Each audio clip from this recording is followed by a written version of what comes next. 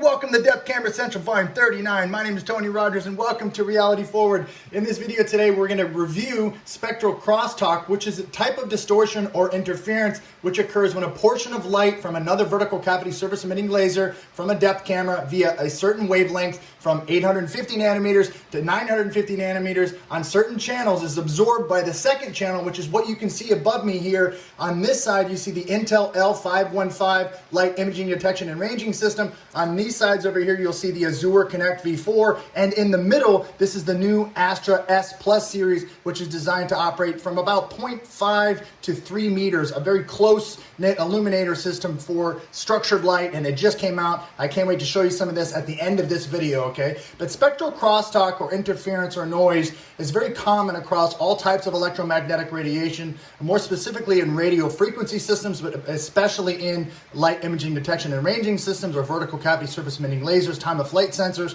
As you can see here, the Intel F515 is picking up the noise from the Azure Connect, and you can actually see the pulses here, which is really fantastic. And let's speak a little bit about these pulse width delays and how you calculate the exposure time from this. So what this is actually doing on each one of these Azure Connect depth cameras is the laser is going to turn on 9 times and is active from approximately 125 microseconds to 160 microseconds, and then it's idle for approximately 14,505 microseconds or 23,905 microseconds, okay? And the difference between the clock and device firmware can increase the minimum offset to 160. That's why we have that as a general number. It's generally between around 130 and 150, okay? But to calculate the precise offset for your configuration, there is a formula which is exposure time equals infrared pulses times the pulse width plus idle periods plus idle time. So for example, if we had 9 individual pulses, we'd multiply that 9 times 125, and then we would add in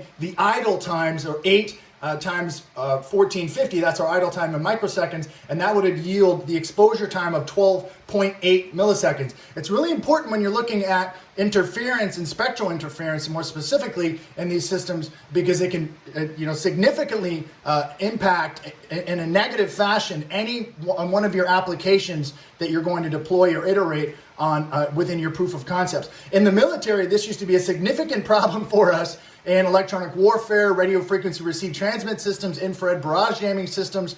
We used to give an analogy like, how are you supposed to have a conversation near a train with Doppler effect, right? As it gets louder near the receiver, it's just a bunch of noise. It floods it out, it drowns it out. And these systems are very similar. I remember when we were implementing certain counter-improvised explosive device technology in Task Force Troy back in 2004, 2005, 2006, we had a plethora of infrared barrage jamming systems that would just blanket out the entire electromagnetic spectrum for communications. And it wasn't until we started to implement passive reactive systems that listened for threat frequencies that were pre-programmed and then went out and attacked those at certain power levels that we started to mitigate this stuff. And especially on these type of technologies where you have 3 or 4 different camera sensors all in 360 degrees pointing in toward each other, you need to understand how to design these applications to take advantage of that exposure time, right? So if you have 2 different devices overlaid, you're going to have that first device fall in line with the first idle period of the first camera. So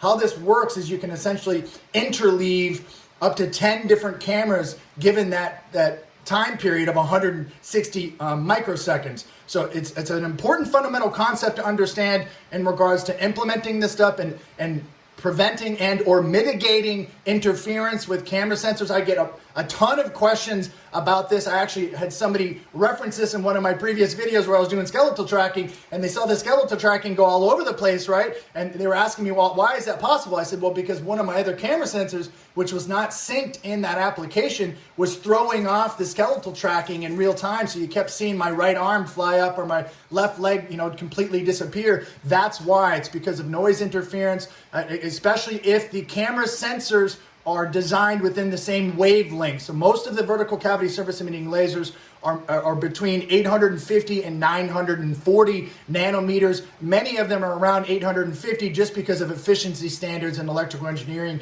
and how we design these things. They're much more efficient, but there's a difference here. We would call the 940 like ninja or stealth infrared because you cannot see it, whereas 850 nanometer, 840 nanometer near infrared wavelengths, you can see a very faint red light. And if you're using these kinds of applications in surveillance and biometric security, you don't want, perpetrators or anybody who's coming out of the property to see various red LEDs all over the place, which is why you kind of do hybrid systems where you have a 950 nanometer long range sensor. It's not as efficient. You might get some motion blur there, but you'd still pick up some heat signatures on infrared for surveillance. And then you would have multiple arrays of vertical cavity surface emitting lasers at 850 nanometers with infrared filters. That's really important on the implementation side. If they don't have that, you won't be able to use multiple sensors together like this, or you'd have to integrate them on the coding side, okay? I really hope this helps you guys understand spectral crosstalk and interference and noise